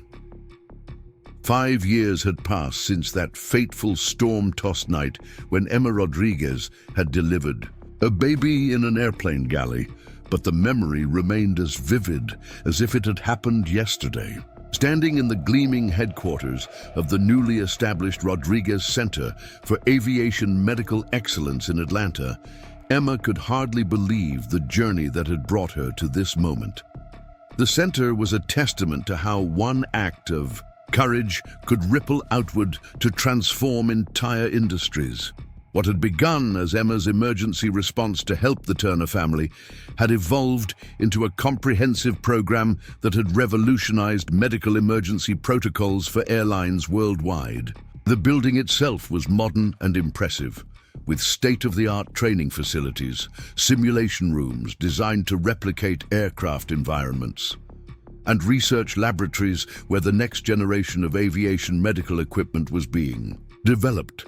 Emma walked through the corridors that bore her name, still sometimes feeling like she was living someone else's life.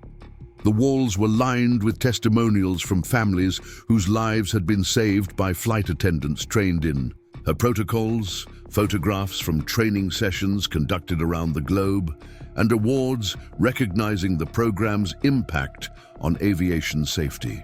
Each display represented countless hours of work, but more importantly, they represented lives that had been preserved because someone had been prepared to help when crisis struck. The morning of the center's official dedication ceremony, Emma stood in her office reviewing the speech she would deliver later that day. Through her window, she could see the arriving guests, airline executives, government officials, medical professionals, and members of the media who had come to witness the culmination of years of dedicated work. But the guests she was most excited to see were the Turner family, who had flown in from Denver specifically for this occasion. Mike Turner had become much more than a grateful father over the years. He had become a trusted business partner and close friend. His aerospace company had provided funding and technical expertise for many of the innovations that had emerged from Emma's work, creating a synergy between private enterprise and public safety that had produced remarkable results. The partnership had proven that business success and social responsibility could work hand in hand to create meaningful change. Jessica Turner had also remained an important part of Emma's extended family, serving as a volunteer spokesperson for the Aviation Medical Emergency Program and sharing her story at conferences and training sessions around the world. Her willingness to relive the traumatic and triumphant moments of her daughter's birth had helped thousands of flight attendants understand the critical importance of their emergency medical training. But it was 5-year-old Emma Rose Turner who held the most special place in Emma's heart. The little girl had grown into a bright, curious child with an infectious laugh and an endless stream of questions about airplanes, babies, and the woman she called Aunt Emma, who had helped bring her into the world. Emma Rose had become something of a mascot for the aviation medical program, appearing in educational materials and even testifying in her own innocent way before a congressional committee about the importance of keeping families safe during air travel. The dedication ceremony began at noon, with representatives from every major airline in attendance, along with officials from the Federal Aviation Administration, the Department of Transportation, and aviation authorities from dozens of countries that had adopted Emma's protocols. The auditorium was filled to capacity, a testament to the widespread recognition that the Rodriguez Center represented a new standard for aviation medical emergency preparedness. Emma's keynote speech drew on years of experience training flight attendants, developing emergency protocols, and witnessing firsthand the difference that proper preparation could make in life or death situations. She spoke about the hundreds of successful emergency responses that had occurred since her protocols were implemented, from heart attacks at altitude to allergic reactions over the ocean to premature births in airplane cabins. When I raised my hand on that airplane 5 years ago, I had no idea that I was beginning a journey that would touch the lives of millions of travelers, Emma told the audience. But what I've learned is that every one of us has the potential to be the person who steps forward when someone needs help. The difference is whether we're prepared for that moment when it arrives. The ceremony's most emotional moment came when a family from Phoenix took the stage to thank Emma personally.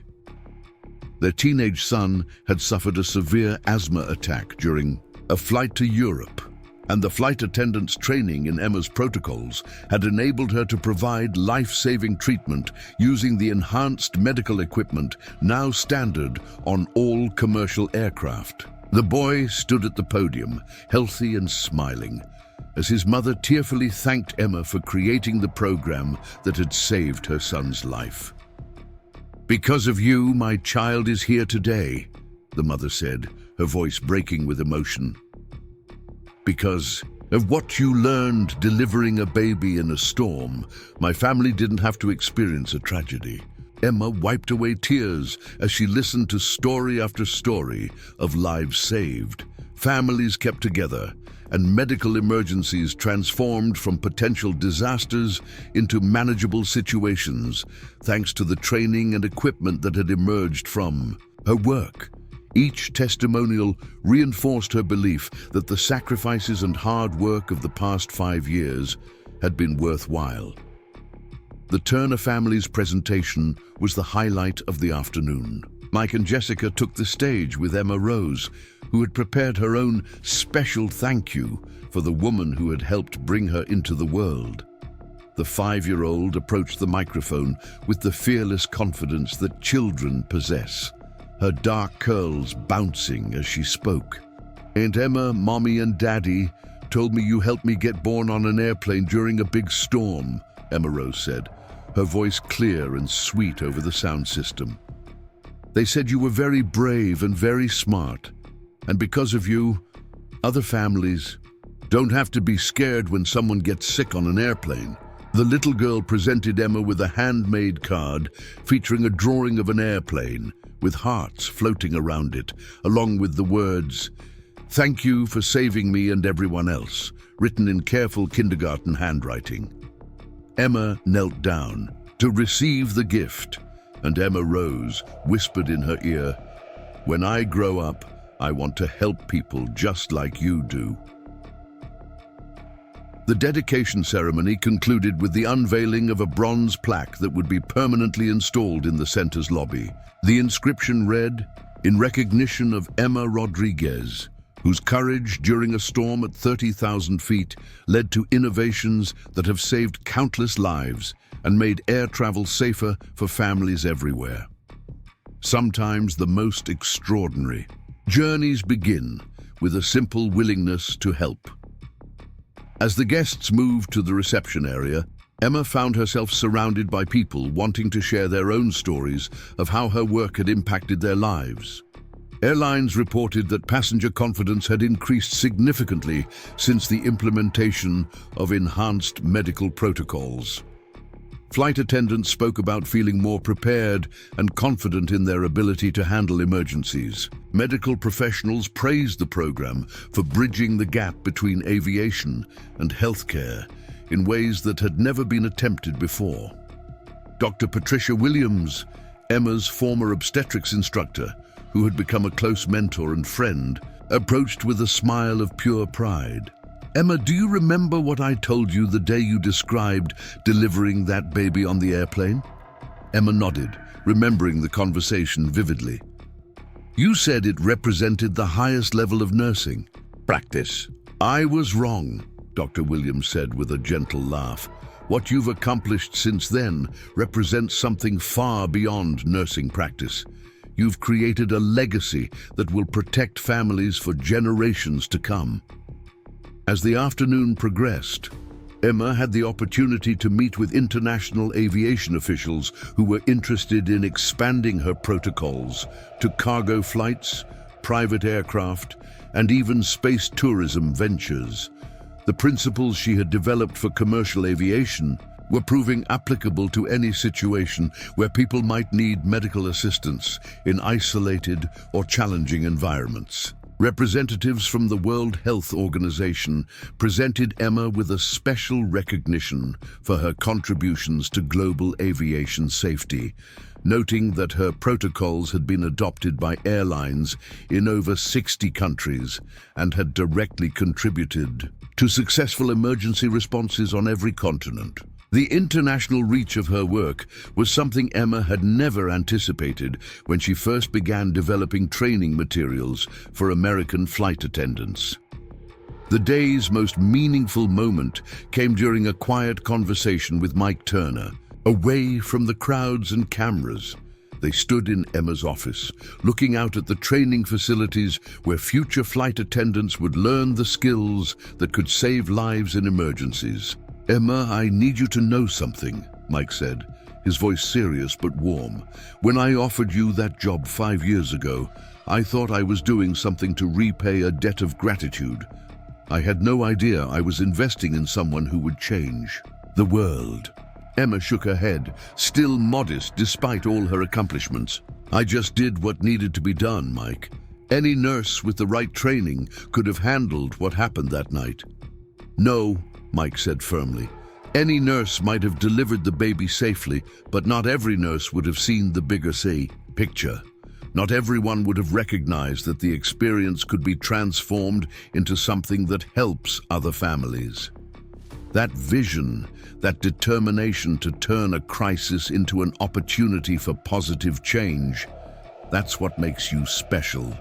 As evening approached and the dedication ceremony drew to a close, Emma found herself alone with Emma Rose Turner in the center's children's area, which had been designed to help young travelers understand what flight attendants were trained to do in emergencies.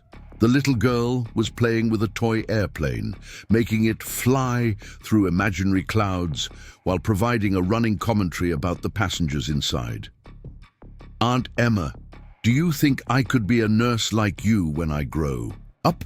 Emma Rose asked, looking up with the serious expression that children wear when they're contemplating their futures. Emma knelt down to meet the child at eye level, remembering her own childhood dreams of following in her grandmother's footsteps. "You can be anything you want to be, sweetheart. But more importantly, you can choose every day to be someone who helps other people no matter what job you have. Like how you helped me and Mommy get born safely?" "Exactly like that," Emma confirmed.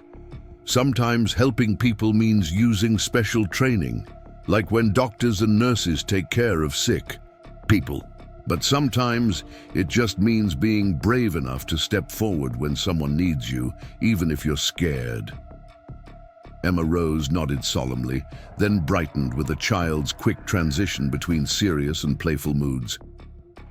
"I think I want to help people on airplanes like you do. Maybe I could be a pilot and a nurse and a teacher all at the same time." Emma laughed, delighted by the child's ambitious dreams. "That sounds like a wonderful plan. And you know what? If you work hard and never stop caring about other people, I bet you could do all of those things." As the Turner family prepared to return to Denver that evening, Emma walked them to their car in the center's parking lot.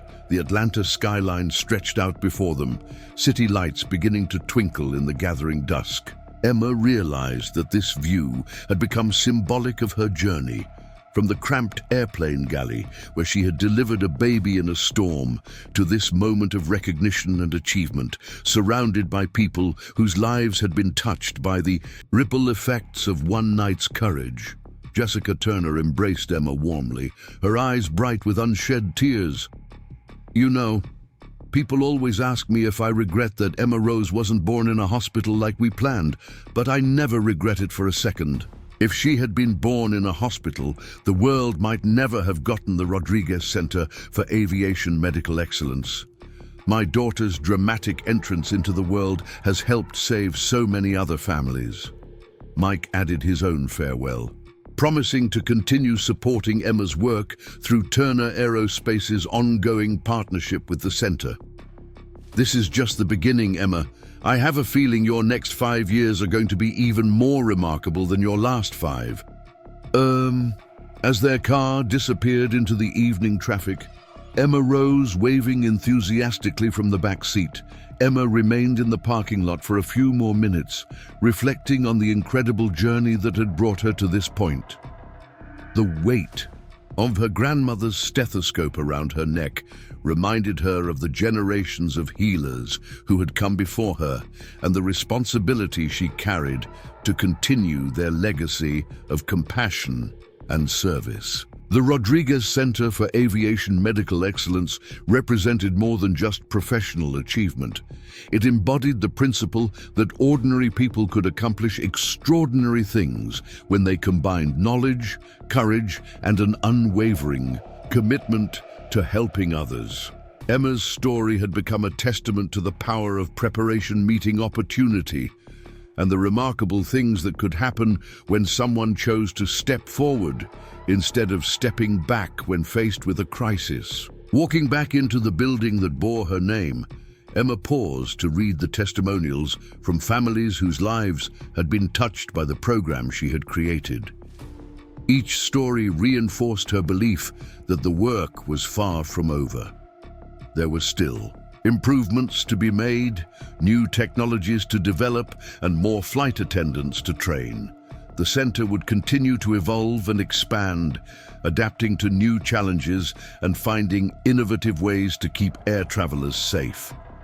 In her office, Emma opened the card that Emma Rose had given her and smiled at the child's artwork depicting an airplane surrounded by hearts. She placed it on her desk next to a photograph from that first airplane delivery, a picture taken in the Kansas City hospital just hours after Emma Rose's birth. The contrast between the exhausted nursing student in the hospital photo and the confident professional she had become was striking, but the core compassion and determination remained unchanged. As Emma prepared to leave the center for the evening, she took one last look around the facility that had grown from a simple idea into a global program that was protecting families every day. Tomorrow would bring new challenges, new opportunities to improve aviation safety, and new stories of lives saved by flight attendants who had been trained to handle medical emergencies with skill and confidence. The storm that had brought Emma Rose Turner into the world had long since passed, but its legacy continued to ripple outward, touching the lives of travelers around the globe who would never know how close they had come to tragedy, only to be saved by protocols born from one night of courage at 30,000 feet. Emma's grandmother had been right about that stethoscope taking her places she could never imagine. But even Rosa Rodriguez could never have envisioned that her granddaughter's compassion would one day protect families soaring through the skies, above storm clouds, carrying within them the safety net of knowledge and preparation that had emerged from one extraordinary night when a nursing student chose to help a family in need. Up next, you've got two more standout stories right on your screen. If this one hit the mark, you won't want to pass these up. Just click and check them out.